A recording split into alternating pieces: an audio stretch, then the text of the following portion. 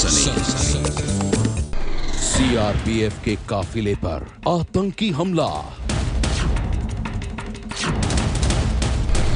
बाल बाल बचे एबीपी न्यूज संवाददाता। जान पर खेलकर रिपोर्टिंग।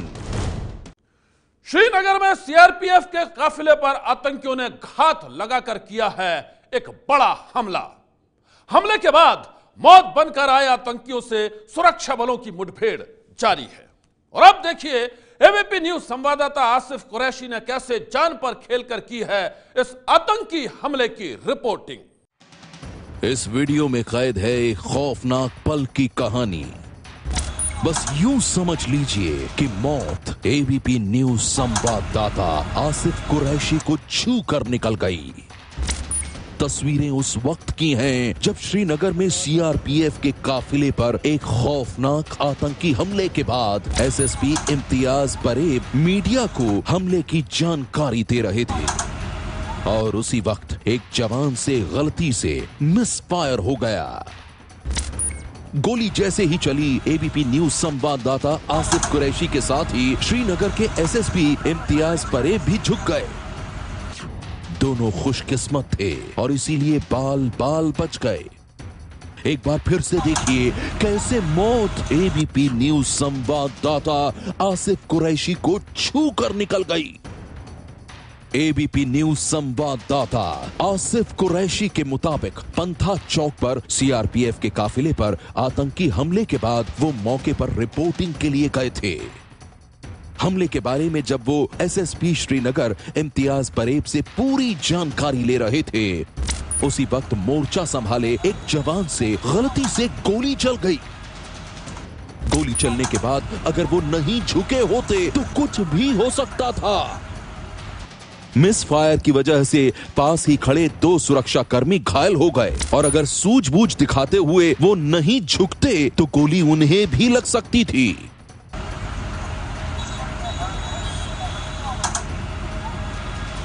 और अब से थोड़ी देर पहले हुए इस हादसे की में जिसमें दो सुरक्षाकर्मी जख्मी हो गए और एसएसपी श्रीनगर बाल बाल बचे। हम भी उस समय वहीं पर मौजूद थे, लेकिन अब इसी से बात से अंदाज़ा लगा सकते हैं कि कितना तनाव यहाँ पे है। और हमला जो है वो सीआरपीएफ को निशाना बना के किया गया था। इसमें एक अधिकारी की मृत्यु हो गई जबकि 2 जख्मी। आप देखा आपने कैसे श्रीनगर में सीआरपीएफ के काफिले पर आतंकी हमले के बाद एबीपी न्यूज संवाददाता आसिफ कुरैशी ने जान पर खेलकर रिपोर्टिंग की।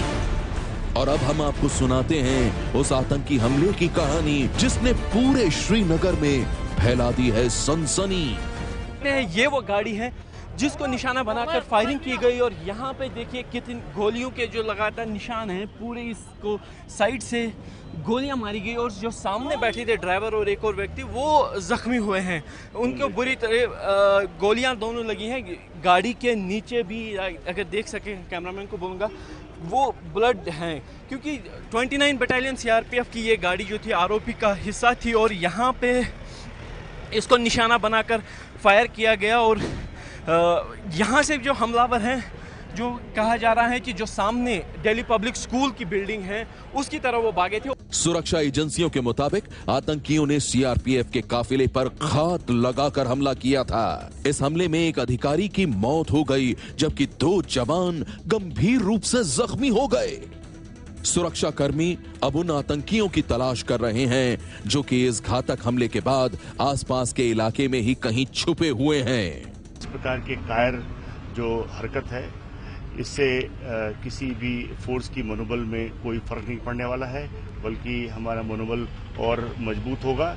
और इसमें जो भी इसमें मिले हुए हैं उनको ढूंढ निकाला जाएगा और उनके खिलाफ उसी प्रकार का सही रिस्पांस होगी हमारी। सुरक्षा कर्मियों का दावा है कि आतंकी उनकी कार्रवाई से बौखलाए हुए हैं। पिछले 1 महीने में कई खतरनाक आतंकियों को मार गिराया गया है। ऐसे में बदला लेने के लिए दूसरे आतंकी अब घात लगाकर कायराना वार कर रहे हैं। घाटी में छुपे ऐसे आतंकियों को मार गिराना सेना के साथ ही दूसरे सुरक्षा कर्मियों के लिए भी सबसे बड़ी चुनौती है। सनसनी के लिए श्रीनगर से आसिफ कुरैशी की रिपोर्ट। सनसनी ये है एबीपी न्यूज, आपको रखे आगे।